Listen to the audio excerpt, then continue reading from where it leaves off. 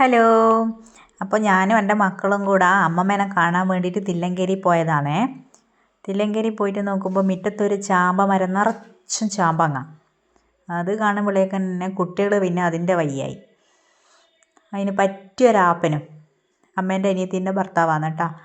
കുട്ടികൾക്ക് വേണ്ടിയിട്ട് ആ കൊക്കയെല്ലാം കേട്ടിട്ട് ചാമ്പക്ക പറിക്കലാണ്. അപ്പോൾ നിലത്ത് വീണാൽ തേച്ചും അടിഞ്ഞു പോകും. അതുകൊണ്ട് എന്ത് ചെയ്തു, ഒരു മുണ്ട് ഇങ്ങനെ നിവർത്തി പിടിച്ചിട്ട് അതിൻ്റെ അകത്തേക്ക് ചാമ്പക്ക ഇങ്ങനെ പറിച്ചിടലാണ്.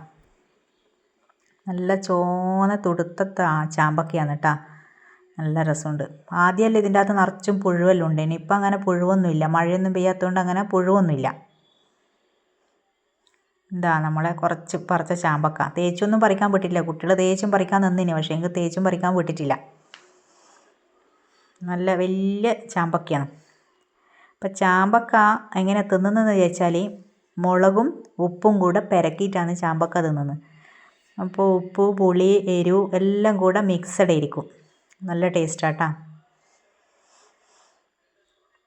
അപ്പോൾ ചാമ്പക്കയെല്ലാം തിന്ന് കഴിഞ്ഞേരം കുറച്ച് കപ്പയുണ്ടേനും, കപ്പയും മീനും കൂടെ വെക്കാലോ എന്ന് വിചാരിച്ചിട്ട് കപ്പ മുറിച്ചിടലാണ് കേട്ടോ. കപ്പയ്ക്ക് ഏറ്റവും പ്രധാനപ്പെട്ട കോമ്പിനേഷൻ എന്ന് പറയുന്നത് മീൻകറി തന്നെ ആയിരിക്കൂലേ. അപ്പോൾ നമ്മൾ വന്നത് പ്രമാണിച്ചിട്ട് അവർ കപ്പയും മീൻകറിയാണ് ആക്കിത്തന്ന്. പിന്നെന്ന് വെച്ചാൽ ഞാൻ തന്നെയാണ് കപ്പയെല്ലാം മുറിച്ചിട്ട്. എനിക്ക് കപ്പ തോല് കളയാൻ ഭയങ്കര രസമാണ്. നല്ലൊരു രസമാണ് ഇതിങ്ങനെ തോല് പൊളിച്ചെടുക്കാൻ വേണ്ടിയിട്ട്.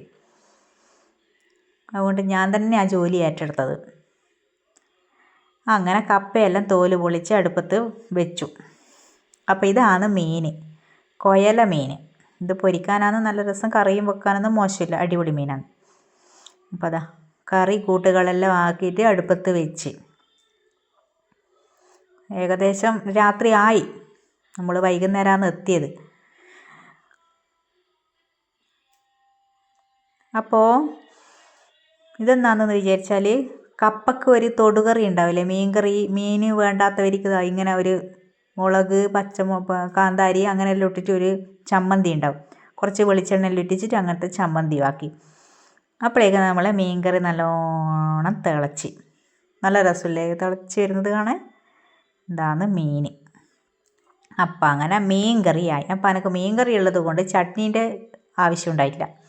അങ്ങനെ ഞാനും അമ്മമ്മയും കൂടെ കപ്പയും മീൻ കറിയും തിന്നലാണ്. അമ്മമ്മക്കാണെങ്കിൽ ഷുഗറെല്ലാം ഉണ്ട്, എന്നാലും എന്നെപ്പോലെ ഭക്ഷണം കണ്ടാൽ വിടുകയില്ല.